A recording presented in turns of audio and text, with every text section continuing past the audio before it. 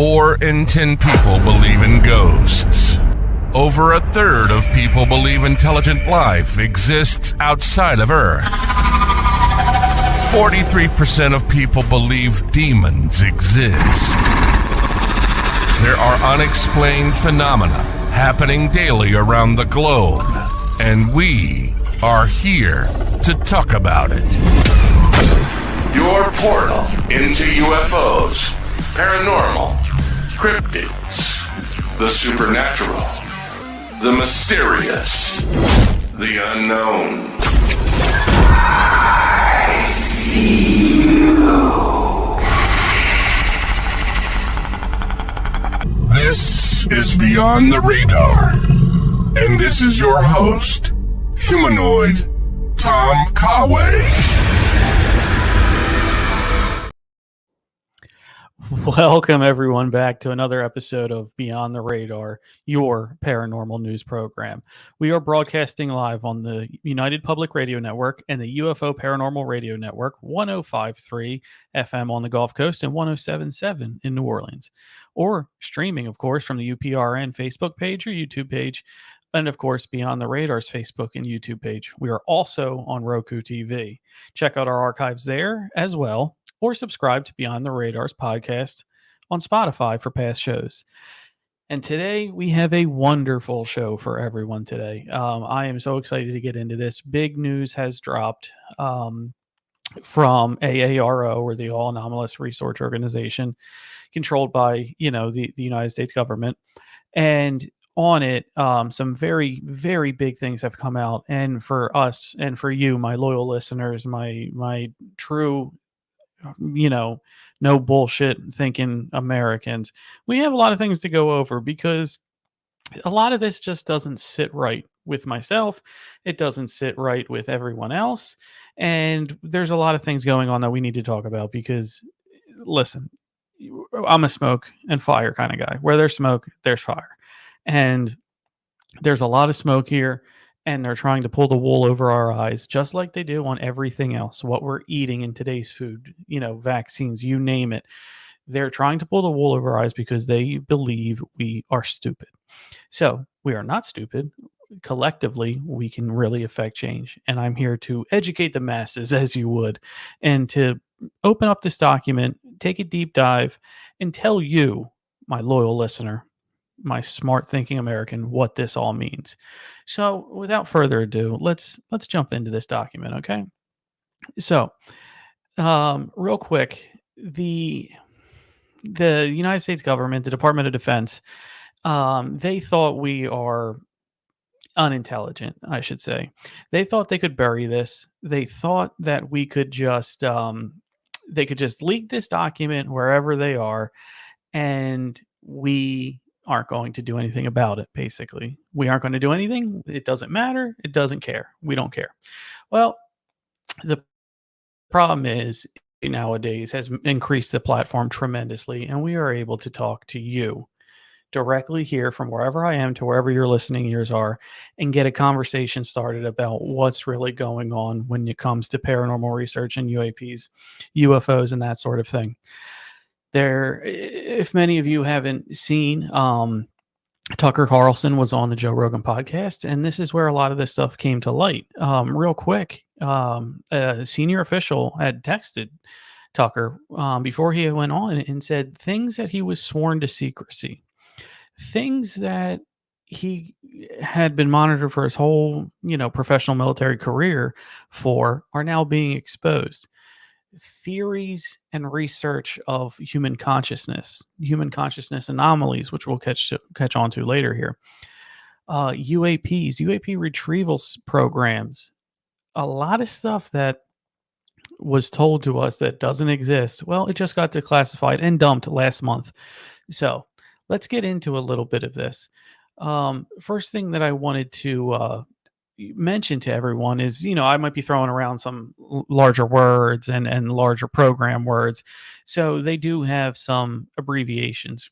So if I talk about ALSAP is the Advanced Aerospace Weapon System Application Program. If I talk about ATIP, that is the Advanced Aerospace Threat Identification Program. And you, of course, have the DIA, which is the Defense Intelligence Agency.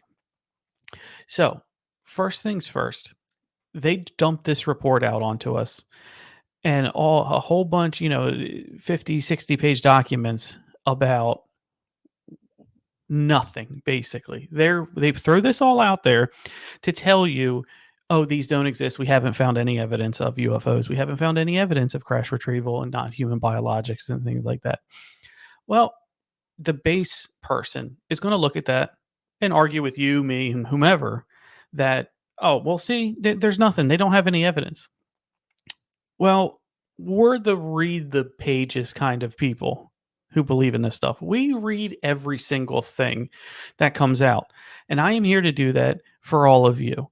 So I have certain sections of this that I highlighted that I want to bring to you. So if people tell you, if the news, if the media outlets tell you, loyal listener, hey, there is nothing, they just declassified this. I'm going to give you some ammo to back up when you say, oh, well, that might have been the conclusion, but here's what it really said.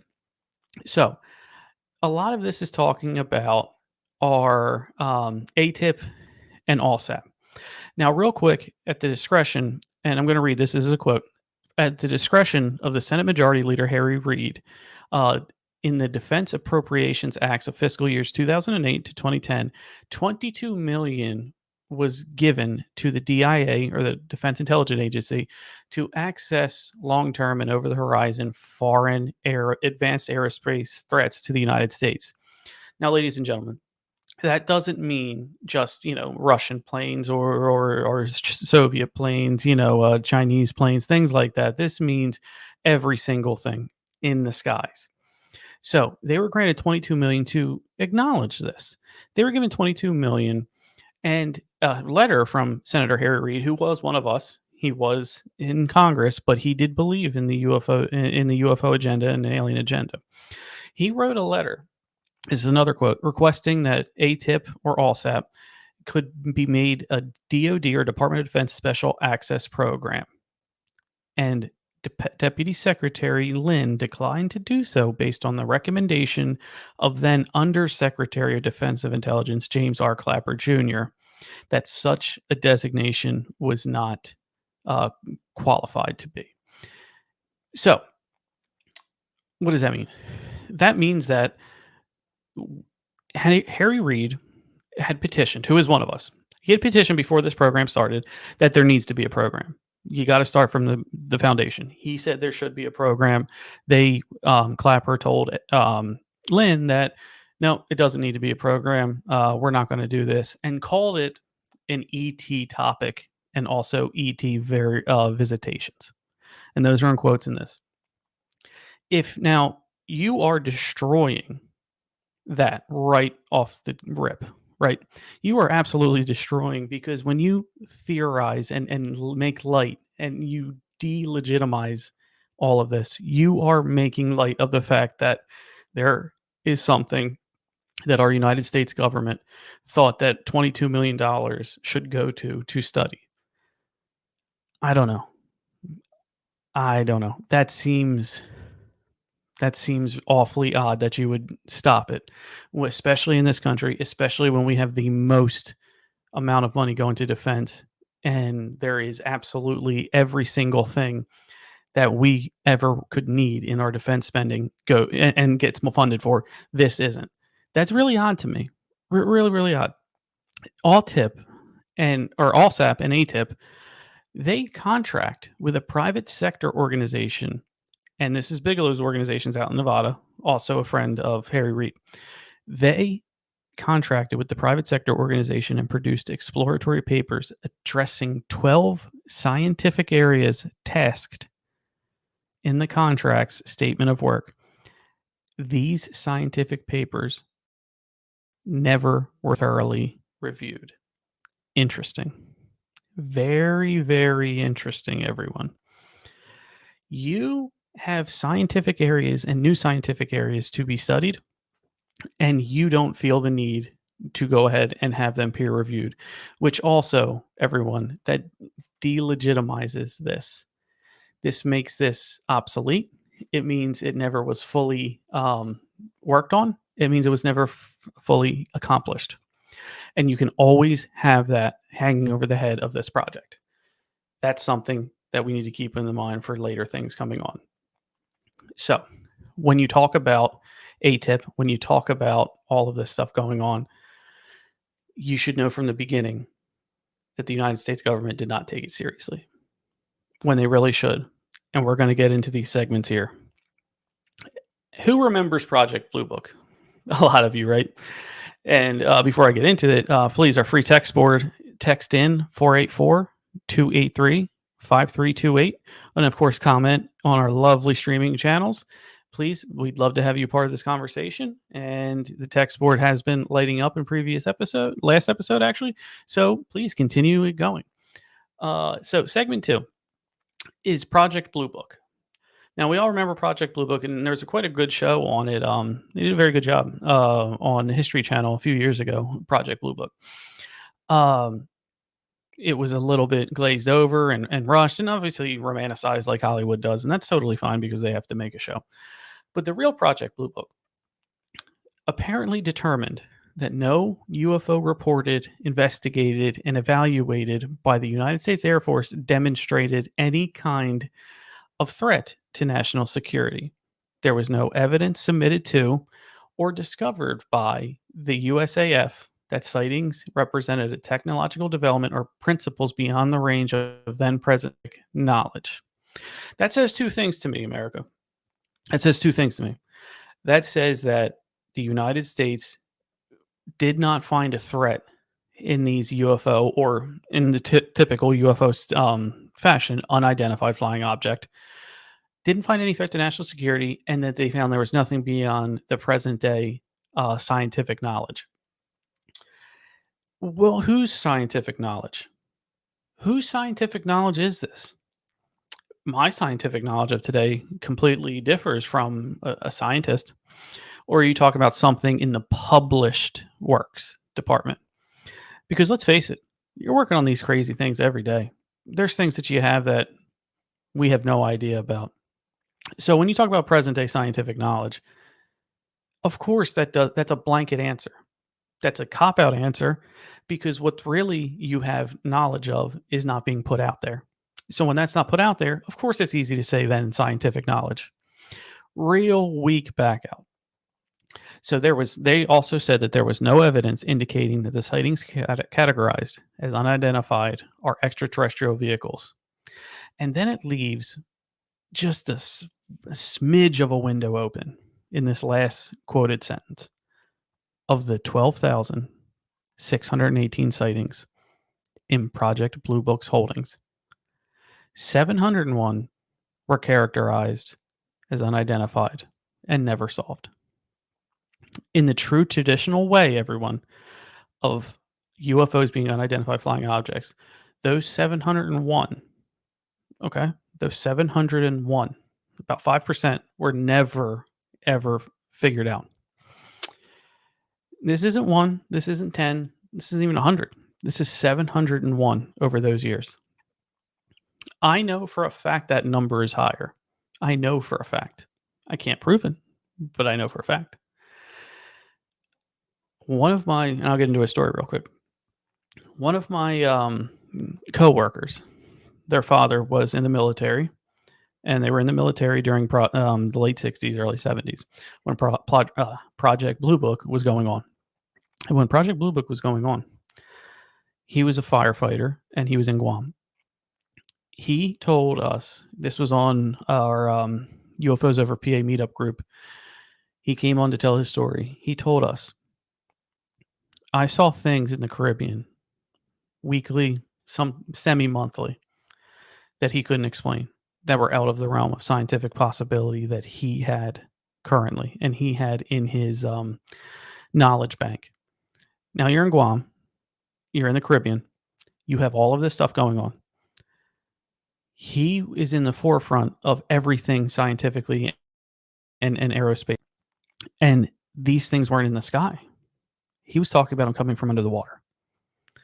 So if you have these things coming under the water, And Karen Ann, sorry. Yes, lots coming on Kona Project, Kona Blue Project. I have that coming up.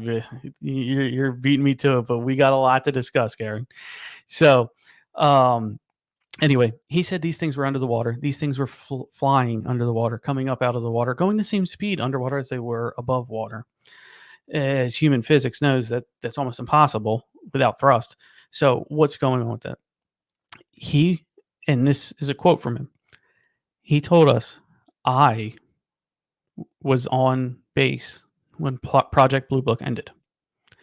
When Project Blue Book ended, they ripped down all of the signs, all of the memorabilia, all of the flyers, what have you. They ripped them up and they threw them away and said, we are never talking about Project Blue Book again. So, what does that tell you? If there was really nothing to be found, if everything was misidentification, misclassification, people misunderstanding what they're seeing, atmospheric phenomenon, why don't you just say that? No, there's nothing going on. Everything's fine. We couldn't find anything. Here's all of our reports. No, you classified that document. You classified it for 40, 50 years before you let anybody see it. And then you redact everything that could be something that doesn't fit your agenda. Definitely odd. Definitely odd, America. So, moving forward from this, we also break into high-level discussions of the CIA. High-level discussions of the CIA of UFOs. 1964. CIA had a busy year in 64. I'm telling you. Oops, I didn't say that. I didn't say that about, JFK. I didn't say that. So, CIA, this is a quote, following high-level White House discussions on what to do if an alien intelligence was discovered or there was a new outbreak of UFO sightings, DCI John McCone tasked the CIA to update its evaluation of UFOs. The CIA's scientific division officially acquired UFO sighting case information from the director of the National Investigations Committee on Aerial Phenomenon, NICAP, which was a private organization founded in 1956. I don't have my thing on me. I don't have my encyclopedia brain, but 1956 certainly sounds a lot closer to Roswell, doesn't it? Aerial phenomena. That word is being brought up a lot now. What do you mean we didn't hear it for 70 years? Really odd. So, the results of the CIA evaluation, a different man, Donald Chamberlain, the assistant director, informed McCone that little had changed since the early 1950s, and there was still no evidence UFOs were a threat to the security of the United States, and that they were of foreign origin. Now, if you're working with them, of course they're not a threat. You're not giving an answer to the question. If somebody comes up to you and asks you, would you like a glass of orange juice? And you tell them it's sunny in 73, you gave them an answer, but it's not a legit answer. It's not even the right question. This is why I'm telling you folks, I'm here to read for you. I'm here to give this to you. What they're putting in here is a bunch of words because they don't think that we will go through and we will investigate on our own and we will read the fine print. I'm here to do that, America. This is what you got for me. This is beyond the radar. We're not going to hold pat on anything. We are here to discuss everything that's out of the range, that's beyond the radar. That's what we do. So moving on from the CIA, we need to talk about the nexus and proponents of the United States' government, the UAP reverse engineering allegation. They put the word allegation in here. They didn't put the word program. Keep that in mind first. Keep that in mind first, that this is an allegation and not a program. Because what I'm about to read to you people certainly sounds like a program to me. So, of course, they come out with denial first. The AARO found no empirical evidence that any UAP investigatory effort since 1945, foreign, domestic, government, private, or academic, has ever uncovered viable information regarding the recovery or existence of extraterrestrial being or craft. Although, big word, although, AARO continues to conduct interviews and research programs to pursue investigatory leads. AARO's work has resulted in disproving the majority of these claims using verifiable information made within those claims. So rather than investigating, let me tell you what that means. So rather than investigating, they are using your own words against you, almost like a court, almost like a witch trial. They're getting people to redact on their own thing. None of that is mentioned in here, but they're getting that. How do you think they got that? How do you think throughout all this time, when people are struggling to make a buck and want to keep their job, that they're telling them you should come back on what you said? Really odd, isn't it? Well, there was a few people that were investigated here. And I want to read you the findings of these interviews. Okay. The AARO interviewed numerous people, programs, and leads. It has determined that modern allegations that the United States government is hiding off world technology and beings largely originate from the same group of individuals who have ties to the canceled ALSAP ATIP program and a private sector's organization's paranormal research efforts. These individuals have worked with each other consistently in various UAP related efforts. So they're trying to classify, they're trying to shorten up everybody. They're trying to shorten up this group of, oh, it's only these people who are saying the flag for everybody. Well, props to them, because there are these things going on. You have government research documents that talk about it that we're going to get to here in a little bit. Persons 1 to 5 and interviewees number 1, number 3, number 9, number 12, number 13, and number 14 repeatedly voiced these claims in various public and private venues, and they have petitioned Congress in various capacities on UAP issues. They have not provided any empirical evidence of their claims to the AARO. Of course not. If you have the documents and you have the biologics and you have the technology and you have the craft and they don't, of course it's easy to say that they don't have any evidence because you're holding all of the evidence. Like, come on, how crazy is this? You have the intestinal fortitude to denigrate these people when you're holding the evidence. You are really, really stringing along America. It's very, very sad. Persons 1 and 3 in interviews 1, 3, and 12 were involved in the paranormal research conducted under ALSAP/ATIP. Now, paranormal research and UAPs. Let me touch on that for a little bit. They really are under the same umbrella. I get that. But you don't really see too much when it comes to the spiritual world, ghosts, and that sort of phenomena, to UAPs and extraterrestrials. You don't really see too much overlap in that, except for one place. And you know what place I'm talking about: the Skinwalker Ranch. Skinwalker Ranch was owned, might still be owned, I'm not entirely sure, but was once owned by Robert Bigelow, whose name was mentioned in this a few minutes ago when I read it. His property at Skinwalker Ranch has had various paranormal activity, UAP activity, unidentified aerial phenomenon, and human consciousness anomalies. Human consciousness anomalies is a big word to say remote viewing, which is astral projection in another form, which is leaving your body and seeing things around you in another place. Some claim to have that skill, and I have no reason not to believe them. I wish I did. It'd be a wonderful trick to use, but I don't have that. I have to take their word for it. And with their word for it comes trust. And you know what builds trust? When multiple people say the same thing, not one person saying it all. I've talked to a number of people who can remote view. I've interviewed them. I put them on the spot. I gave them tests, and they've all passed.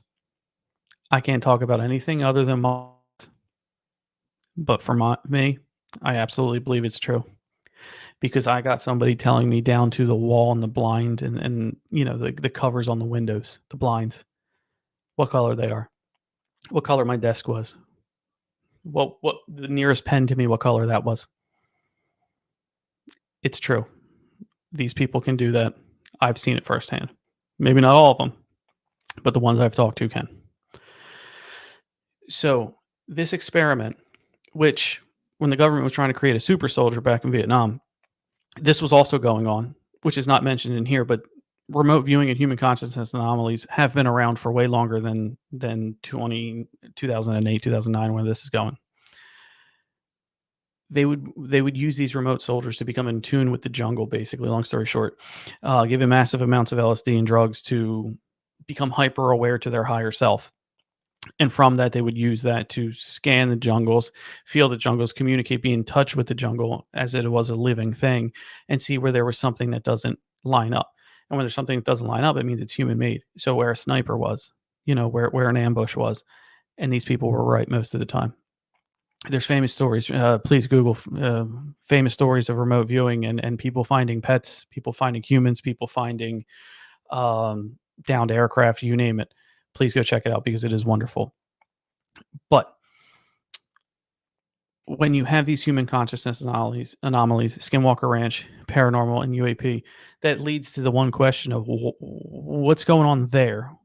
It's a ranch. It's a basin. You can check it out online, Google Earth it, whatever you want. But it's really odd that all of this is happening right in a small area. When it's happening in a small area, one thing comes to my mind. I've been doing this a long time. I can try to put pieces together. Not the smartest tool in the shed, or sharpest tool in the shed, or the smartest guy. So you're not gonna have to fight me on that. I'm not gonna try to make that argument. But where there's smoke, there's fire, and where all of these things converge, one word comes to my mind, and that's a portal. There has to be a portal in and around Skinwalker Ranch. The trauma of the land, whether it opened it or not. There's been many, many warring indigenous nations in that area. There's been a lot of death in that area, all throughout the West, not just there. But to me, when you have all of the different things going on, there has to be a portal and there has to be a thinning of the veil there where we can see more and we can see into another realm, basically. That has to be going on. I'm convinced about it. And the fact that the government spent money to research it means that something's going on there. And whatever they captured is very interesting. So, getting back to the interview. Person 5 and interviewees 3, 9, and 14 were involved in the alleged crashed UAP materials that were provided to the U.S. Army and subsequently to the AARO for examination. So, you're denying all of this happened, but in the report, in this bullet point, page 36, you are talking about individuals and interviewees who were involved with a UAP material provided to the U.S. Army and then given to the AARO for examination. So you're telling me you don't have the material. You're telling me the material doesn't exist. And then you also say that these people were involved in a retrieval. This is what I'm talking about, America. They want you to read the bullet points. They want you to read the whole, the bottom, the conclusion, because that's kind of how we're taught to read, right? Let's find out who did it first. Right here on page 36, it tells you that individuals were involved in a crash retrieval, and it was turned over to the AARO. But everything that I've told you, even at the beginning of this paragraph, the AARO has found no empirical evidence that UAP investigatory efforts since 1945 have been uncovered. I just read that. No more than 1, 2, 3, 4 paragraphs down. It tells you that these people were involved in this. Very interesting. Very interesting. I am shocked that they even put that in there. We have so much more to get to, ladies and gentlemen. Right now, I'm going to take a little break. When I come back, we'll get into, you guessed it, Karen, Kona Blue and everything else. So stay tuned. You are watching Beyond the Radar on the United Public Radio Network, UFO Paranormal Radio Network, and I'll be back in a little bit, everyone.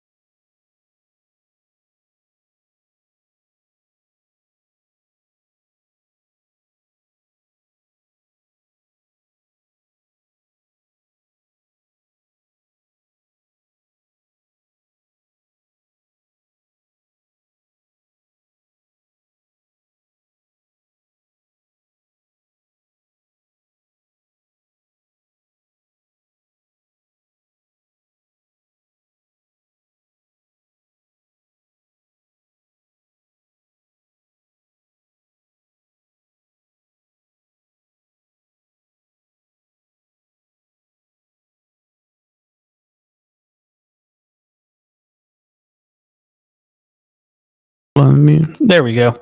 All right, everyone. I am back. Thank you for that little time to pay little bills. So let's get back into this and let's get into Kona Blue. Let's get into what really has been going on. I just got a text on the text line. Yes, I have seen Tucker Carlson on the Joe Rogan podcast. We were talking about that a little bit ago. Thank you so much for texting in. I truly appreciate all of our loyal listeners. Let's see another one here. Do you believe Kona Blue, the government's version? Of course not. That's why we're going on and on about this. That's why we're going in. Another text is tell the truth to the masses. Thank you so much for your confidence. Thank you so much for the shout out. Yes, we are here to tell the truth. We are here to go over everything because we have busy lives. We have day-to-day lives, and a true trustworthy news outlet should give you everything, not just the highlights and try to sell ad space, basically is what they're doing. But you didn't hear it from me. So let's go to Kona Blue. Okay, let's go to the proposed UAP recovery and reverse engineering program. So Kona Blue, and this is a quote, everybody.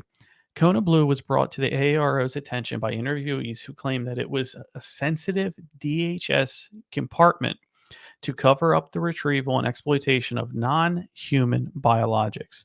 Where, ladies and gentlemen, have we heard that before? Where have we heard non-human biologics before? This was taught, and first I heard about it during the congressional whistleblower testimony from David Grush back last summer, actually. Oh man, it's already going to be summer again. Whew. Time flies. But anyway, we were brought on to that. That's where the first time we heard this. So you're telling me that this report going all the way back to 2009 to 2012, I should say, is also talking about non-human biologics when we were first brought to that here. If people have a certain terminology, it's because it's thrown around, it's because it's heard, and it's because it's going on and on. That's where that term came from. I have even more faith in David Grush now, hearing this report and seeing this logics than I even did, and I believed him already. So let's read on a little bit. Kona Blue traces its origins to the DIA-managed ALSAP ATIP program. We know that, which was funded through a special appropriation and executed by its primary contractor, a private sector organization. Cannot confirm, but this was probably Robert Bigelow's company. The Department of Intelligence Agency canceled the program in 2012 due to the lack of merit of the utility of the deliverables. So the defense agency said, we're not continuing with this. You're not giving us what we need. You're not giving us that's actually substantial. You're not giving us this that's actually UFO or what you're claiming it is. That is on one side's judgment. That is solely on the government's judgment right there. It could have been a living body, and they could have told him, I don't believe this. Really disappointing in the U.S. government, who we vote, by the way, who we vote in. So, as we discussed in Section 4, which I read earlier, the official purpose of ATIP was to conduct research into 12 areas of cutting-edge science, the contractor team, and one supportive government program manager.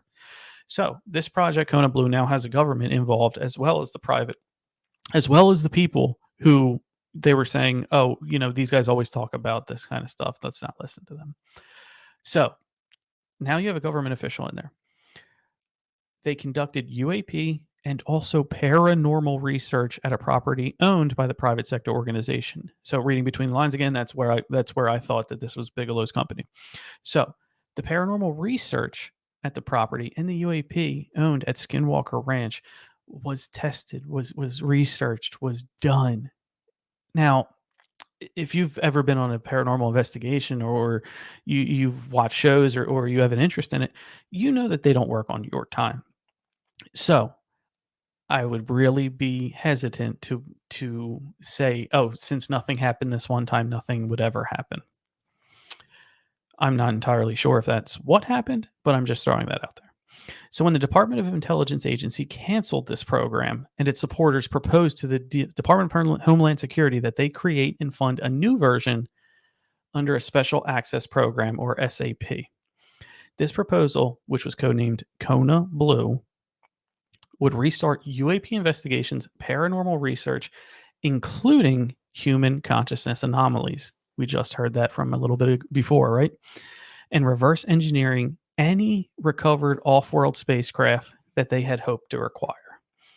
This proposal gained some initial traction at DHS to the point where a PSAP, or a Prospective Special Access Program, was officially requested to stand up this program and eventually rejected by leadership for lacking merit, as demonstrated by the proposal packages and statements from the originators. Senators Lieberman and Reid asked that the PSAP be established under the promise of additional funding. The proposed Kona Blue lines of effort closely mirrored those conducted by the private sector organization for ALTIP.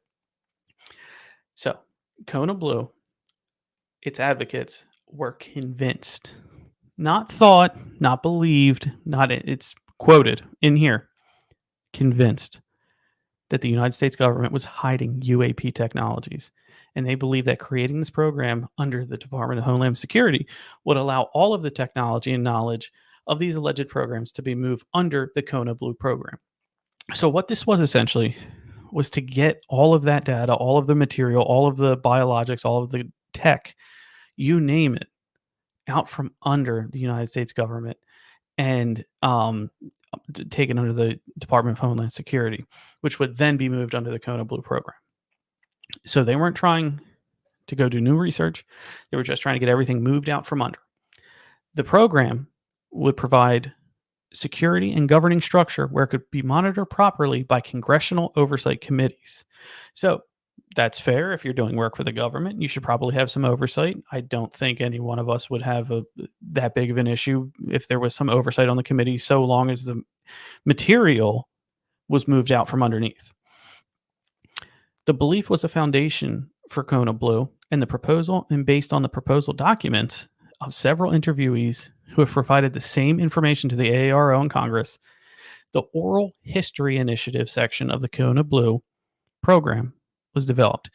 Now, this is the Oral History Initiative. I had already read through this. So, what this is something that I believe is a big miss for us in the UAP and paranormal community. I really do, because this is something that would have gotten people, whether it's interviews or in an official capacity, to tell everything that they know. The problem is you could be corrupted in that if it's just oral. Now, I understand why it has to be oral, and I'll break it down for everybody here just now. It has to be oral because when you have such secrecy and redaction and black lines through all kinds of papers, I've done it. I've seen FOIA documents. I've entered my own FOIA document. This is a FOIA document. You don't get you have some redactions. So you might have the paper, you might have the document, but it's not going to be everything that you want it to be.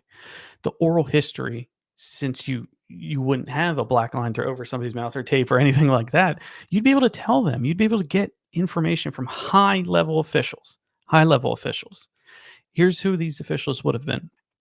From an already identified, this is a quote, from an already identified calibrated, previously high placed government officials, armed services, contractors, and intelligence community individuals, the Oral History Project will include gathering of all information pertaining to the location of advanced aerospace technology and biological samples, including records, files, reports, photographs, as well as physical samples. End quote. Wow. So, if this oral history initiative by Kona Blue was proposed to collect the data, they wanted individuals, these high ranking individuals, to just sit and have a conversation so we can record. When everything is done under a cover up, you don't have that ability to record. This would be the way to put things on paper and have a foundation and a starting point of different things. Not what I think it is, not what I heard it is, but actual data from reports, files, photographs, and physical samples. And I think we know what physical samples mean. We've heard non-human biologics. It could be, I don't even know if they have skin, but skin. It could be teeth. It could be fingers. It could be, you name it. Or it could be a full living humanoid alien. If that sounds crazy to you, let me bring up this one story. I had an interview with a medium, psychic medium, many months ago. They were talking to me, and they were telling me with such confidence, "No, I know aliens exist. I've seen them. I talked to them." And I said, "Oh, what do you mean?" They said, "Well, they are just consciousness from a different realm. They talk to me. They're here on Earth." I said, "What do you mean they're here on Earth? That's big news to me. What do you mean they're here on Earth?" She had special friends in Florida, contractors, government contractors, who trust her. She's also one who can remote view. They told her, "Remote view me because I can't tell you, but you'll see it." They're working on a project. They remote view in, and here are gray aliens, just like you see on X-Files TV, Unsolved Mystery, whatever you want, working side by side with humans, and then showing them how to recreate and reverse engineer their technology. Wonderful, groundbreaking. I was stunned. The way that it was so matter of factly too. Typically, when people are lying to you, they want to tell you a story. They want you to believe they're pressing you. They're all that kind of stuff. I had none of that. This is a very trustworthy individual. So, when you have that, one has to think now, how did we get there? What are they doing? What do they care about money? Do you think they want money? If they do, would they want the US dollar? Would they want a pound? Would they want a euro? Whatever it is. They wanted us. Spoke with another individual. You heard her here last week. What did she say? if you tuned in last week, you heard they wanted us, and they wanted us for science experiments, for fuel, and some of us wanted it for food. That didn't sit well with me, ladies and gentlemen, America. It didn't sit well with me at all. Our own government has given the okay to another civilization to eat us. That has a hard time sitting with me. I believe it. There has been worse things done. But man, that's pretty bad. To gain tech, we're sacrificing a few, what is it, 1,000, 100,000? Is it a yearly thing? Are we on a year-by-year basis? What's going on?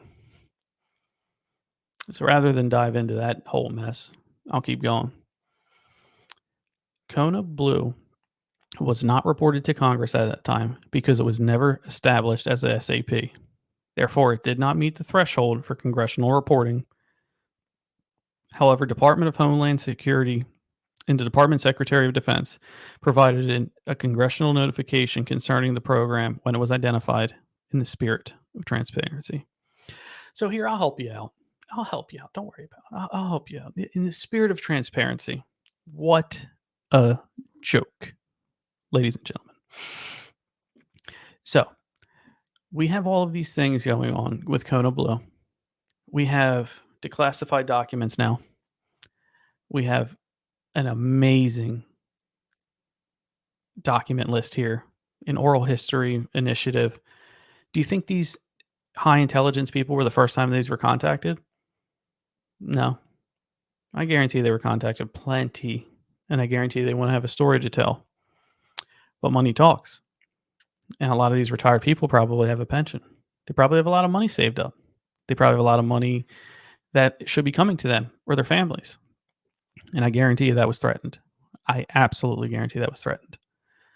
So, this AARO, right? I know. Forgive me, another abbreviation. But the All Domain Anomaly Resolution Office, which was established just less than 2 years ago, July 15th, 2022. The Department Secretary of Defense, in coordination with the DNI, conveyed direction to the USD by renaming the AOIMSG as the AARO. So the AARO is the government's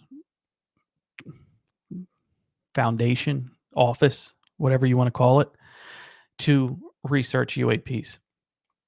Very frustrating, ladies and gentlemen. Very, very frustrating.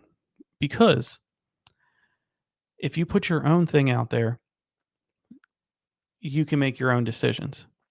You can tell people what it is instead of showing what it is.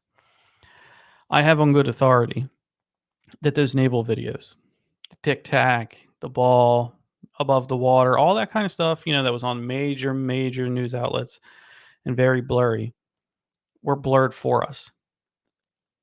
I have on good authority that all of those things are crystal clear to the government. But what they leak out to us, what they censor to us, leaves us arguing with each other, discouraging each other, and saying this isn't anything.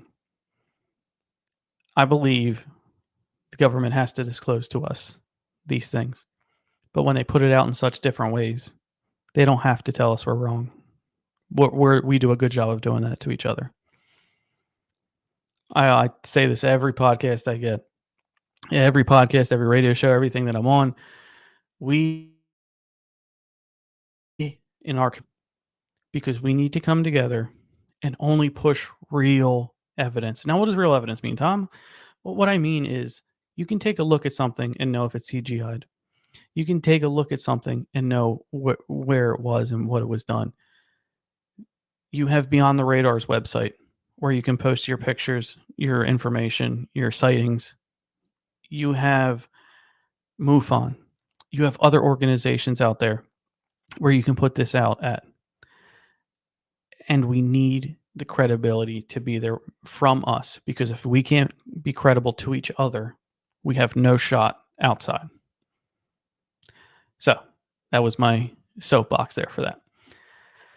But this AARO has gotten over 500 UAP reports in just 1 month, a little over a month. So from July 15th to August 30th, there are 510 UAP reports. Now, I'm not going to sit here and tell you that every single one is a UFO because they're not. Let's be honest, they're just not. They're not going to be. But a lot of them are. The AARO, I don't know if it was an accident. I don't know if it was on purpose. But they've let some quality video go out. Some quality video. If you want to Google AARO, go to their trackable UFO page. I'm sorry, UAP imagery. And they have just a handful on the site. The biggest one, to me, is the Middle East one, which is, I'm going to show you right now.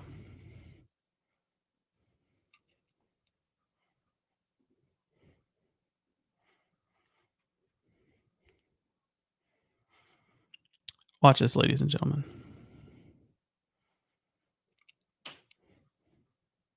You see that going right there?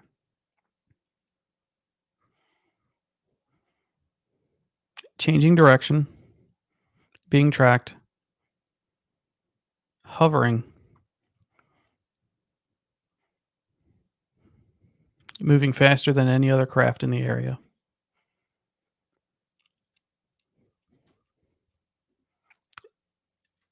Isn't that incredible? Absolutely incredible. This was caught by an MQ-9 in the Middle East. They say it's not exhibiting anomalous behavior, but it remains unidentified. I don't know about that. No propulsion. Change of direction. I can name two right there. It's a sphere, for God's sakes. Do you have any aircraft? Have you seen any aircraft like a sphere that we own? Absolutely not. But they believe us to be stupid. And that's the problem. We need to come together, ladies and gentlemen. Put things aside and tell me your UFO beliefs. Text board lighting up. That was incredible. Oh, thank you so much. I saw that before. It's completely unproven. Yes, you're right. You're right, America. You're right. It's unproven. And they don't care. Finally, ladies and gentlemen, for this last piece, when you think of UAPs, when you think of phenomenon like that, what should you think of first? For me, it would be NASA. We give all this money. We ain't going anywhere. It was the last time we've been to the moon. Have them be our conduit. I think NASA would have a little more trust in the federal government. Well, you are in luck. Because in 2023, NASA wrote a begging letter, basically. I'm going to read a little bit of it, to allow them to be the ones to study this. They ran a report. They have the most sophisticated audio technology, the most sophisticated visual technology for space. They are a wonderful resource that we should use. So this report boiled down to the overall conclusions and recommendations. And I'll read a little bit. We recommend that NASA play a prominent role in the whole of government effort to understand UAP by leveraging its extensive expertise to contribute a comprehensive, evidence-based approach that is rooted in the scientific method. We specifically recommend that NASA utilize its existing and planned Earth-observing assets to probe the local environmental conditions associated with UAP that are initially detected by other means. In doing so, NASA can directly probe whether certain environmental factors are coincident with known UAP. We further recommend that NASA explore enhancing collaborations with the U.S. commercial remote sensing industry, which offer powerful constellations of high-resolution Earth-observing satellites. Wow. I think that would be fantastic, America. Are you kidding me? So when the government is saying you have ball lightning, you have swamp gas, this is just Jupiter reflecting off the underside of a plane which hit the sun and the metal fuselage and made this thing. They are looking to be the fact end all be all where no, actually Jupiter was over here and actually that doesn't happen. I think that is fantastic. I would love to leverage NASA for this. The panel, I'll read a little more. The panel finds that the public engagement in the effort to better understand UAP will be vital. NASA, by lending its name to UAP studies, is already helping to reduce the stigma associated with reporting. Beyond this, we recommend that NASA explore the viability of developing and acquiring crowdsourcing systems such as open source smartphone based apps to gather imaging data and other smartphone sensor data from multiple citizen observers as part of a wider effort to systematically gather public UAP reports. I would absolutely love that. Are you kidding me? An app that would you put right up in the sky when you see something would go to NASA to kick off all of their efforts.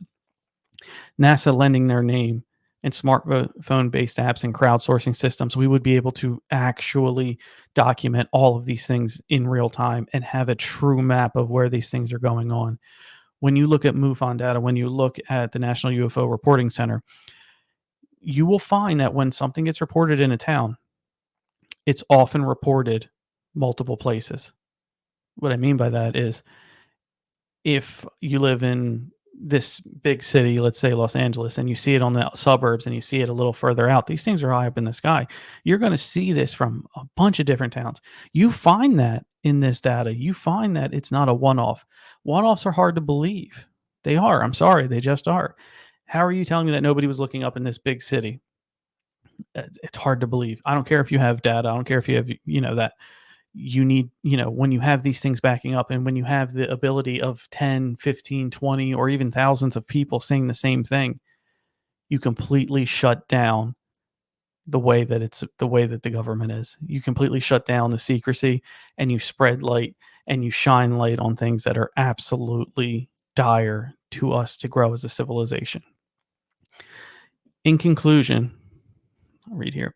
In conclusion, NASA uniquely positioned to contribute to a robust and systematic approach to studying UAP and furthering its mission of advancing scientific knowledge and technical expertise and exploration.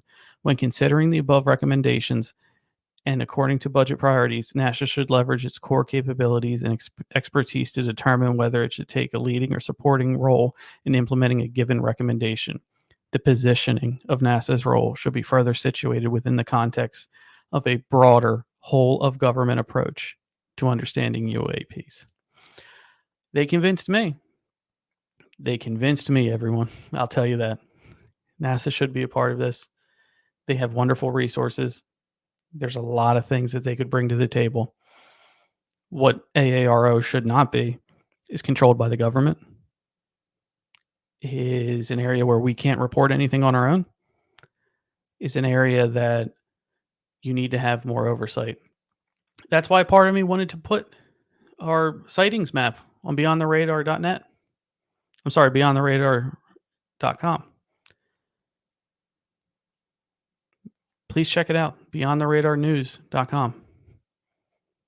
It's, you submit your information, it'll be on the site the next day. There's no team. It's just me. You don't have to put any other information that you want. Let's just have an area where people can submit their cool stuff, paranormal, cryptid, UAP, whatever, and start a discussion about what's really going on out there. Because obviously, look at how many, almost 100 years of cover up and denial. It's on us now, America. Let's keep this going in the right direction. I want to thank everybody. I want to thank everybody listening. Great show. Great conversations, great texts. I appreciate the support, the comments, everything. Thank you so much. And we have been broadcasting live on the United Public Radio Network and the UFO Paranormal Radio Network, 105.3 and 107.7 FM. We've been airing live on Roku TV. You can also catch the archive there or subscribe to Beyond the Radar's podcast on Spotify for past shows. Thank you all for tuning in. We'll be right back at it tomorrow. Next week. Sorry about that. And by all means, send me all your news, like us on Facebook, email, whatever it is. Send us the stories you want to hear, and we'll get to it. Have a good night, everybody.